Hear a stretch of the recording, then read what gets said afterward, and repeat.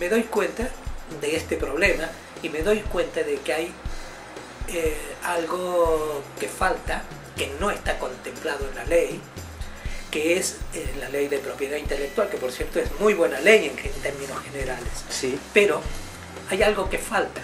Si estamos hablando de industria cultural, de industria editorial, Sí.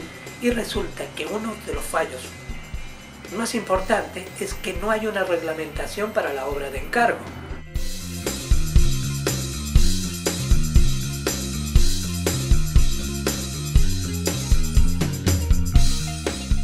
Ahora, un momento, tú dices Sí. que no hay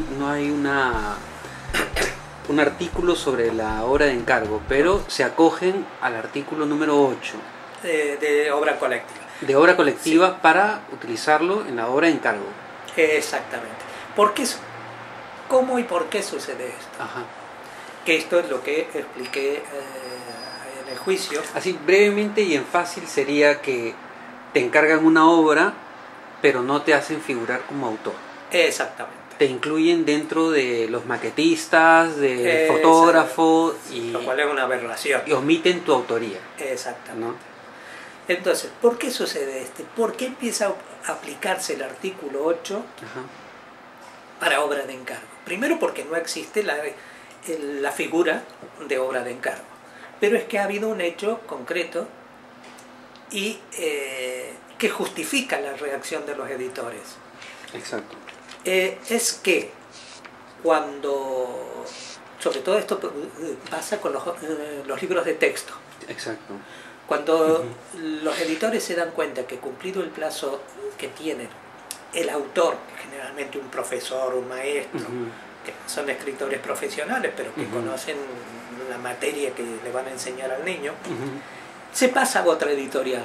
Y el diseño de toda aquella colección de libros de texto, es decir, la concepción y todo esto, se la aprovecha un tercero. Exacto. Entonces surge la idea de aplicar esto valiéndose de que yo la encargo, yo la coordino, yo todo esto, y aplican, y por lo tanto ya el maestro ni el profesor tuvieron nunca más derechos sobre las obras, sino el dinerito que le pagaban por hacer el texto. Ajá. Es decir, Y, el trabajo y los derechos de autor pasaban al que encargaba la obra. al editor. Ahí es cuando vosotros, junto con la ASEC, el ALC y el GREMI, sacáis una resolución, un tipo de contrato, ¿no? Exactamente. Pero esto llevó 8 años.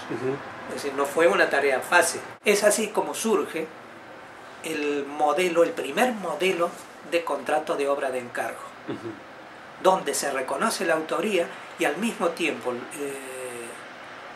nosotros, los autores, reconocemos y otorgamos al editor la gestión sine die de la obra.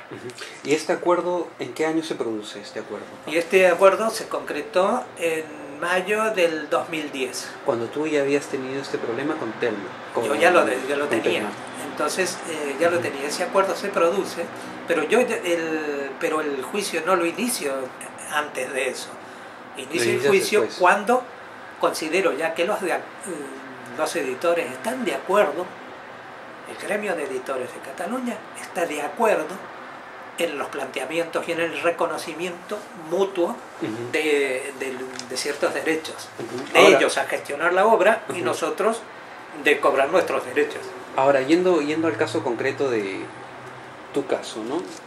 Explica cuáles son las acciones legales que tú emprendiste contra Telma. Contra Telma y el Club Internacional del Libro. Sí. Bien, yo ya había hecho una obra, había escrito una obra que es Descubre España, varios tomos, no reclamos por los otros tomos, que son 33 tomos, yo hice, no sé, 20 y pico, y reclamos por la autoría de esos tomos. Es más, reclamo también porque hay una conculcación de mis derechos, tanto pecuniarios como morales, cuando se omite expresamente mi nombre de la obra, de los tomos que yo había escrito. Y se omite de una manera maliciosa porque allí figura hasta el maquetista y exagerando podría decir que hasta la señora de la limpieza, y muchos de esos nombres ni siquiera tienen nada que ver con la creación de la obra, y sin embargo figuran allí. Ahora, pero mira, uno te podría preguntar, ¿por qué elaboraste este material sin haber firmado antes o ha llegado a un acuerdo de un contrato? Bueno, no es habitual firmar el contrato cuando te encargan las cosas. ¿O llegaron a un acuerdo? Bueno, el acuerdo era de precio, pero es un acuerdo, en realidad es para escribir el libro, pero no para publicarlo. Tú no cedes los derechos si no es de una forma expresa.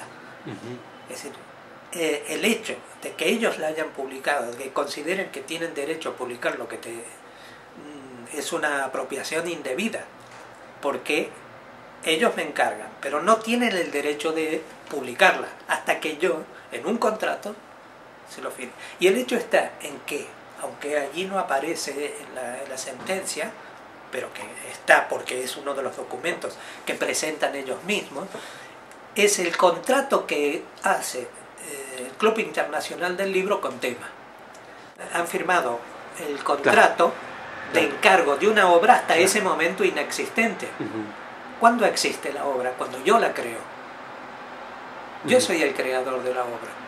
Por lo tanto, el poseedor de esos derechos, el poseedor, desde el mismo momento en que yo me siento a escribir, crear y entregar y acabar el texto, soy el absoluto dueño. Ellos me encargan que escriba esto. Pero, para que una cosa es el encargo y otra cosa es la gestión de ese encargo.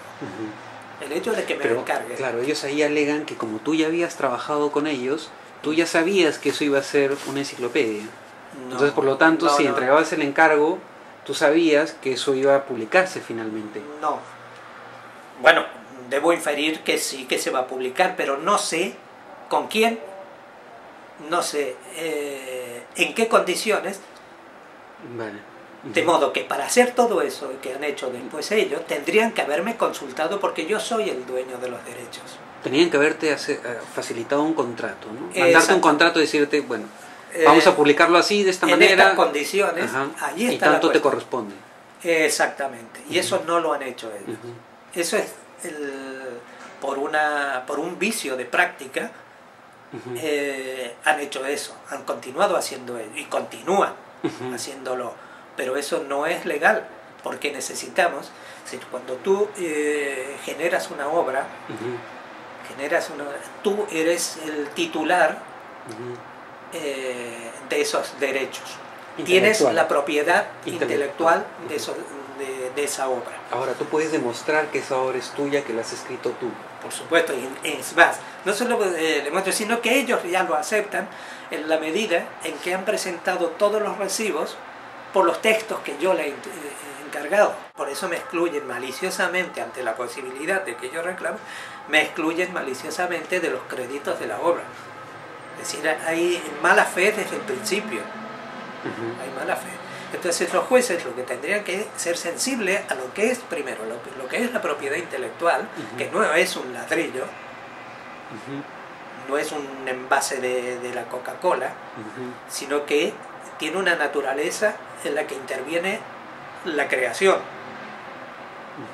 la originalidad de lo que tú estás entregando en función de tu cultura, de tus conocimientos, de tu habilidad para escribir. Es lo mismo que una obra pictórica. Es decir, ¿por qué se siguen sucediendo pleitos en función de las obras? Ahora, es que está claro, esta es la parte compleja también, porque la obra completa tiene un solo título y abarca 33 tomos. Tú de esos tomos has escrito 20 y tantos. Sí. Ellos consideran que eso que has escrito tú es parte de una obra que incluye otros autores.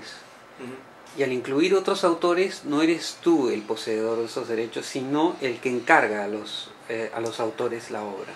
Pero cada tomo, aunque ellos le hayan puesto un título genérico a la obra, cada tomo, a su vez, si te fijas, tiene una cosa particular, dice Cantabria, Aquí dice Cantabria, Ajá. como dice Castilla-La Mancha, como dice Andalucía, como es decir, cada tomo está individualizado y se puede comprar individualmente.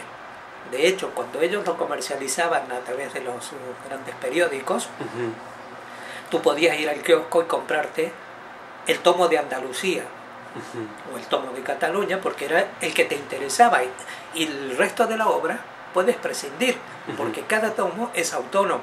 No venden la enciclopedia completa, como Pueden una venderla, obra única. Pueden venderla, pero mucha gente, es decir, se compra individualmente.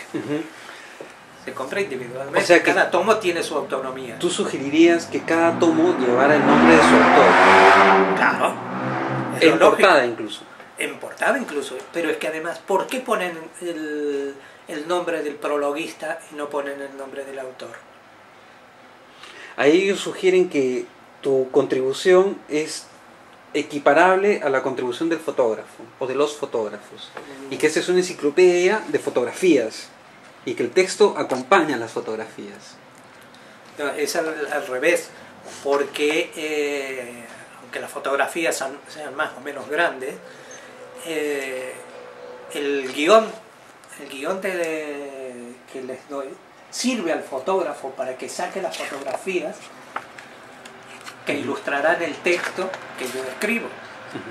El fotógrafo sin mi guión, sin señalar absolutamente todo, no podría haber hecho nada, no sabría qué sacar, qué fotografías sacar. Incluso tú afirmas que tú les dijiste a ellos qué sitios se debían fotografiar, ¿no? Exactamente. ¿Qué sitios han dado? Incluso qué detalle de obras, de monumentos o de edificios tenían que sacar porque yo los resaltaba. Porque lo normal hubiera sido que no reclamaras. Lo normal, y de aquí la importancia de mi reclamación, porque hay muchos, incluso los otros autores que han participado en otros tomos de esta obra y de muchísimas otras obras que andan dando vueltas por allí, ni siquiera piensan que se pueden reclamar. Sí. Tú dices que el escritor profesional se ha convertido en un redactor, en un colaborador, en un prestatario, sí, ¿no? Y que se resigna a esa tarea, pero que el escritor debería luchar por estos porcentajes de los que no gana nada. Claro, hay una tendencia general a degradar la categoría del escritor. Entonces, si te reducen a colaborador, si te reducen a prestatario, como llegaron a ponerme en una ocasión, entonces ya tu categoría artística, tu capacidad creativa queda reducida a la de simple amanuense. Entonces, no tienes, si te reducen a eso, también te reducen tus posibilidades de exigir los derechos de autor, porque eres un copista, entonces no eres un creador. Es lo que buscaron también decir ellos. Lo que pasa es que yo tengo una obra detrás con la que ellos no pueden entrar a negarla. No pueden negar mi obra, la existencia de mi obra ni mi condición de creador.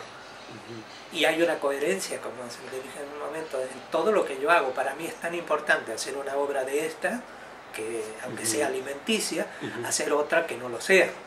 Y volviendo a esto, lo que es importante, lo que yo te decía, no es asumir una representatividad de los escritores, sino dos cosas. Una, de que los escritores tomemos conciencia social de cuál es nuestra condición en la sociedad actual, en esto que le llaman nuevo mundo, gobernado por las tecnologías, las nuevas tecnologías, y también, por otro lado, sentar un precedente importante en cuanto al reconocimiento de la propiedad intelectual, a consolidar el concepto de propiedad intelectual.